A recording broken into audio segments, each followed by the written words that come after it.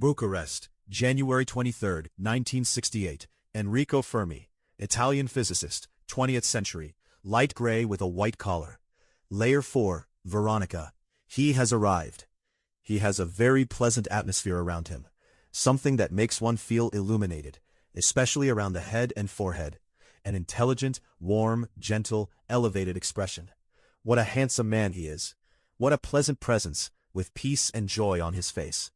He is dressed in a modern suit with a kind of bow at his neck. The suit is a luminous, silky gray-green color. I greeted him, congratulating him on all the work he had accomplished. Veronica. Fermi bows towards Ciu Carta. May the one whom you asked and who granted our meeting bless you. And I thank you for the special attention you are giving me. I am at your disposal if you believe I can be of any help to you.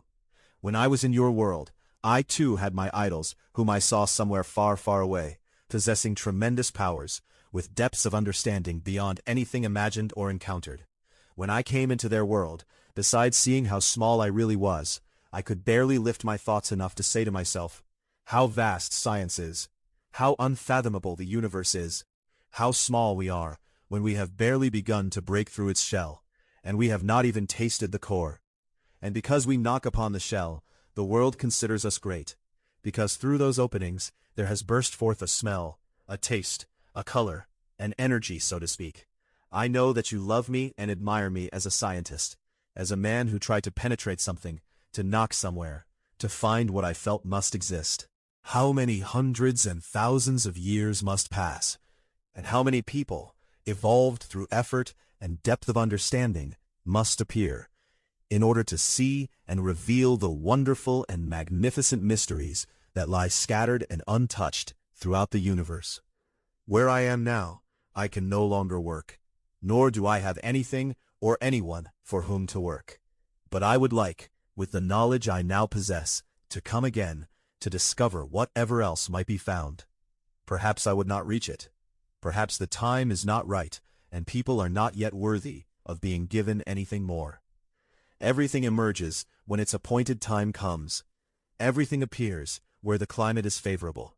When parents see their child struggling to discover something, whether for the pleasure of playing or for the satisfaction of solving a problem, then you, as a mature person who has experienced much, when you see more deeply and also observe his efforts, you help him, you open the way for him, you show him the path. But if you see that something disastrous could result from his effort, you not only refrain from helping him achieve his goal, you actually stop him. It is the same with a person who year after year strives to see something new through his investigations. These discoveries do not exist without a master, nor do they appear by chance. They are governed by a law, by an extremely complex order, and the mechanism directing these operations knows when and what must be revealed. Long silence. How immense is this Father, or the keeper of these laws, who knows them down to the smallest detail and to their greatest depths. If earthly people knew that these phenomena had a leader, I mean those involved in science, they would spend entire days kneeling, imploring this God of theirs to let a ray of light slip through to them, so that they might see something of the enormous ocean of knowledge and of our vast science, which is not presented to earthly people at all, because there are no persons worthy of receiving it.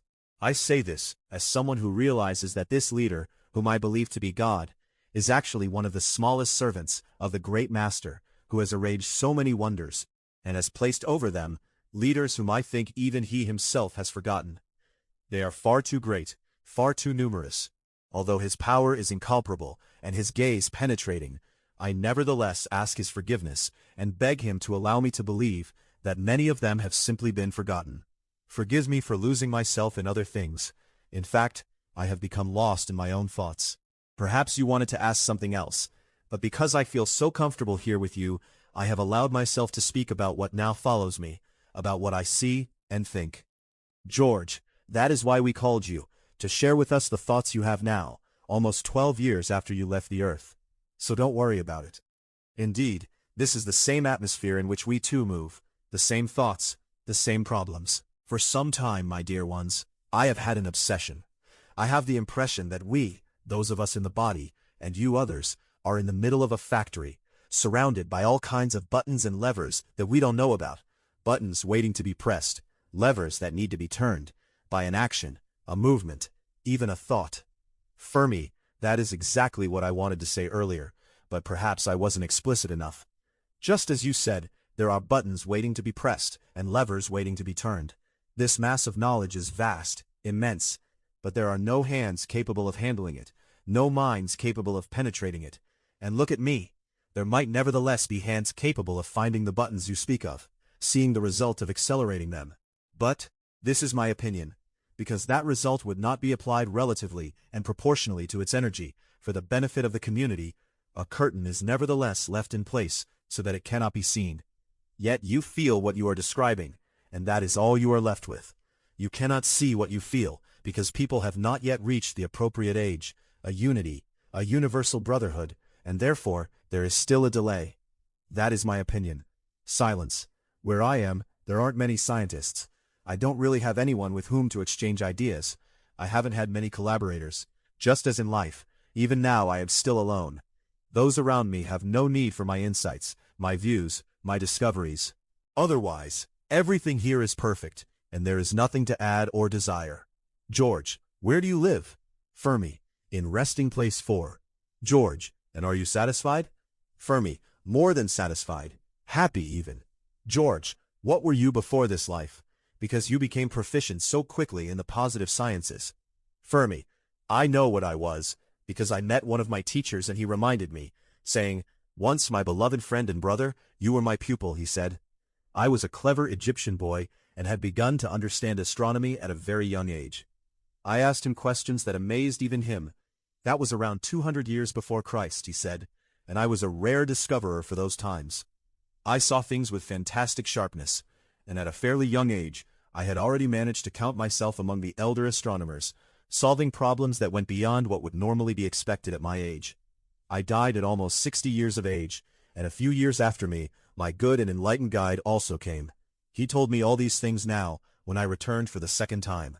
You cannot imagine how much I want to return, but to be filled with the knowledge I have accumulated and still wish to penetrate further, in order to discover, not so that I might remain immortal, but so that through my efforts, the gigantic being of this world might become visible, together with everything placed at our disposal for our good and happiness, that is, for the earthly world. George, I expected you to belong to a higher layer, considering the importance and greatness of the things you discovered. Fermi, discoveries are one thing, the place is another. I did not discover for myself, but for others. George, precisely for that reason, your deeds, your works, your inventions, and your discoveries are great acts of goodness, a great contribution added to the immense world heritage of knowledge. Fermi, yes, but I worked on them only for their own sake, without living their importance, without having a corresponding spiritual experience. That was my deficiency, my great mistake. The cause of my diminished luminosity was that the Supreme Master whom I served was my own thinking. I believed in nothing else. Nothing else concerned me. I did not believe in God, nor in the existence of a spiritual world. I was a convinced materialist, a man of reason, of instruments and mechanisms. I believed only in physics and in thought. I did not realize that thought is the divine part of man. I lived and gave myself completely to investigation and research, but I was not happy. I investigated blindly, like an earthly person without a spiritual horizon. I did not even neglect my family. I was dragged along beside them, almost like a dying man, because I lived only for my ideas. George, do you want to offer yourself some kind of criticism? Fermi, yes. The fact that I am in 4 and have not managed to enter the true world of the happy ones is because of my lack of a spiritual horizon. The fact that I did what I did is why I am where I am today. I am satisfied, but I regret my lack of spiritual elevation. I should not have regarded my mind as the only God that exists. And then, to be completely honest, I made an idol out of my mind. That is my mistake. I idolized myself. I saw myself as a god through my thinking and my views. I think I should have combined scientific research with harmony and beauty. And here lies my second mistake. I did not know what harmony and beauty were in life. I did not know how to appreciate the beauty of music, of the sky, of flowers. I lived a one-sided existence. I attributed everything to myself. I looked upon everything I accomplished as the fruit of my own work, experiencing the satisfaction of affirming the God within me, my mind. I did not experience them as great acts of goodness, as service to my fellow human beings. I did not love my fellow men. I was indifferent. Had I considered myself a servant of humanity, a messenger sent to show others a hidden treasure, an unknown mystery, perhaps I would have a different position now. I considered myself the possessor of the things I gave, as though they belonged to me. And those around me led me to believe these things about myself. They had too much confidence in me. They regarded me as a god. George, from which layer did you come? Fermi, also from IV. I was in IV before as well. I was never higher. George, please show us the basic colors. Veronica, a very, very light gray, a very beautiful white collar. George, otherwise you are clean. You don't even have any yellow on you. Fermi, I was not proud, and I never insulted anyone. George, is your wife with you? Fermi, no, she would get in my way. George, how so? Would Laura have gotten in your way? Fermi, she wouldn't have gotten in my way, but I feel better alone. Here I don't need any help. George, is Laura still alive? Fermi, yes, she is old, but she is doing well. She cares deeply about me. She sends me every day all that she has that is best. She lives with me in her thoughts, in her home, and I in turn try to comfort her as much as I can. I try to make her feel that I am near her. I try to make her understand that I am happy. I regret that I did not love her more. I loved only my pursuits. A man's wings in earthly life are given to him by his wife, if she understands and supports him. I worked alone, not together with her, but I was supported by her understanding and love. I continue to investigate even now, but I have no satisfaction because I have no one to give my discoveries to. Only my wife. She calls me just as you called me. George, what, Laura is a medium? She wasn't, but the love she has for me has enabled her to hear me.